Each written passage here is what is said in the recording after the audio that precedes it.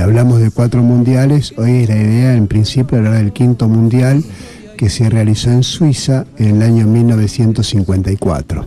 Fue uno de los mundiales más importantes de la historia, o digamos el comienzo de una etapa nueva en los mundiales, porque hasta ese momento los mundiales que se habían realizado en América no habían ido muchos países europeos, y los mundiales que se habían realizado en Europa no había habido una participación masiva de países sudamericanos. En cambio, en ese mundial, salvo la Argentina, participaron todos los equipos más importantes del mundo. Pero antes de empezar al mundial hubo una anécdota muy curiosa. Tenían que jugar la eliminatoria España y Turquía. En España ganó España por goleada y en Turquía ganó Turquía por 1-0, y tuvieron que disputar la eliminatoria en Roma. España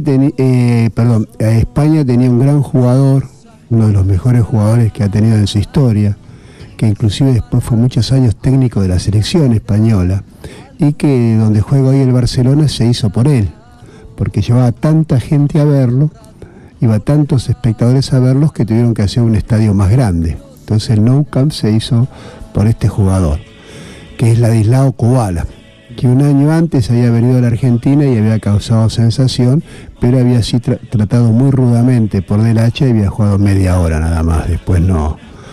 Después, digamos, puso menos entusiasmo en su labor, a partir del tratamiento que había recibido. En esa época no había goles a favor ni en contra, ¿no? Vos decías que uno goleó en su país, o sea, y no existían los goles. No, los puntos, la definición era por puntos. Entonces se jugó el partido en Roma, pero Kubala había jugado en 2 selecciones anteriormente, en Checoslovaquia y en Hungría. En Hungría es su país de nacimiento, y en Checoslovaquia, que había jugado después.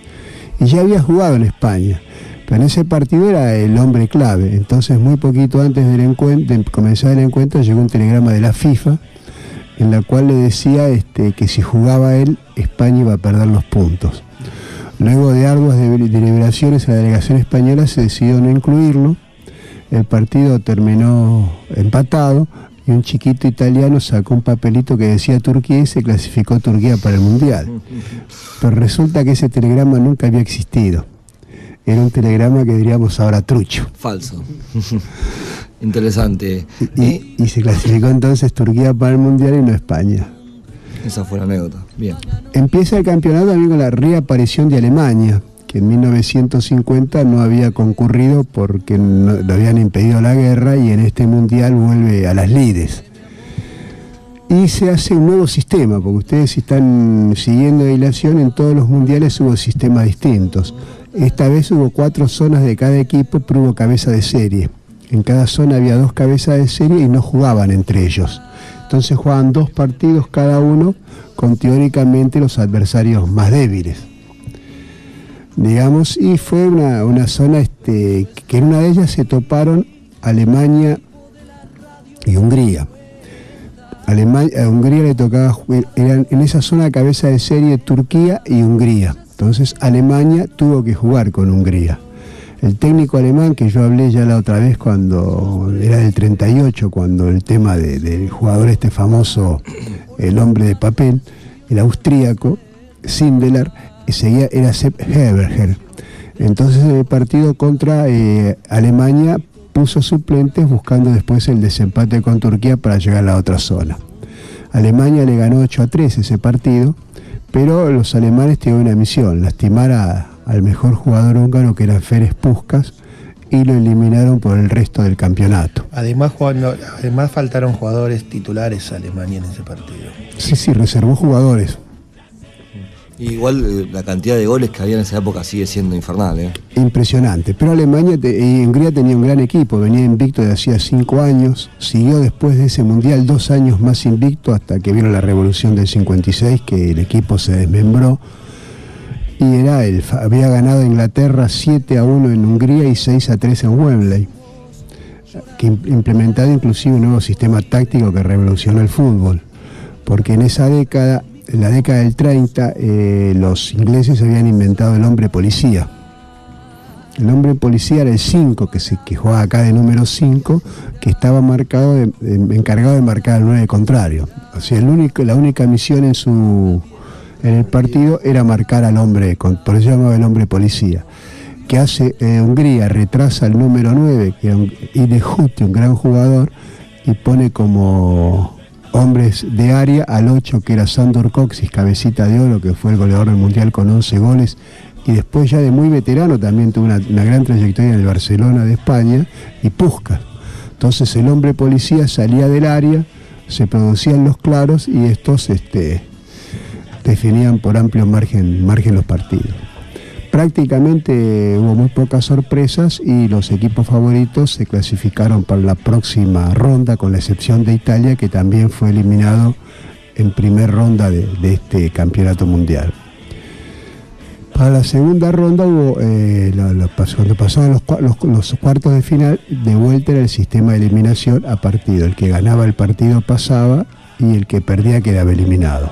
En caso de empate había prórroga, o sea que se jugaban 30 minutos más. En la segunda ronda, uno de los partidos fue Inglaterra-Uruguay. Inglaterra y Uruguay había ganado los dos partidos, 2-0 a Checoslovaquia y 7-0 a Escocia. Y en ese partido, yo lo mencioné antes, fue el último partido en la selección de Obdulio Varela, porque desgarró haciendo el gol, pateando de larga distancia, hizo el gol, se desgarró y no jugó más. Y fue la consagración de Schiaffino, que pasó a jugar de número 5 porque no había suplentes, y fue la gran figura de ese campeonato y de ese encuentro.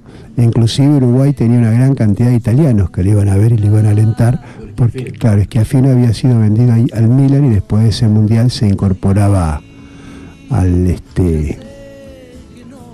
equipo italiano. El otro partido muy caliente fue el de Hungría, que a Hungría lo fueron poniendo, diezmando, ¿no es cierto? Hungría y Brasil. Un partido muy duro. Brasil tenía grandes jugadores, entre ellos Julinho, un jugador extraordinario que después fue gran jugador en Italia, en la Fiorentina. Y jugaba allá también Hjalmar Santos y Nilton Santos, que fueron 4 años campeones después en Suecia. Y el partido terminó 2-2 y tuvieron que ir a la prórroga. Y ahí Hungría le ganó 4-2 a Brasil. Pero cuando terminó el partido, uno de los desórdenes más grandes que hubo en los mundiales, ¿no es cierto? Se agarraron los 22 jugadores, no solamente en el campo de juego, sino también en los vestuarios, con todos los cuerpos técnicos, con todos los ayudantes, y entre ellos a Nilton Santos, que fue una estrella máxima del fútbol brasileño en los otros 2 mundiales. Desde la tribuna le tiraron un botellazo y le partieron la cabeza. Pero dicen que el que le tiró el botellazo fue Puskás, que por estar lastimado no jugaba, estaba caliente, no jugó ese partido, ¿no? Pero fue un escándalo de proporciones tremendo, ¿no? Tremendo, con una gran cantidad de heridos. Y en las otras rondas, en un partido que creo que fue el más emocionante, uno de los más emocionantes de la historia de los mundiales, porque ese mundial se jugó totalmente bajo la lluvia, un mes muy lluvioso, y se jugó en el barro, ¿no? Austria eliminó a Suiza, que era el país local y que había eliminado a Italia, por 7-5 en los 90 minutos de juego, que inclusive iba ganando por amplio margen a Suiza, un partido muy cambiante y muy emocionante. Y en la otra llave, Alemania, que era el equipo menos considerado, le eliminó a Yugoslavia 2-0.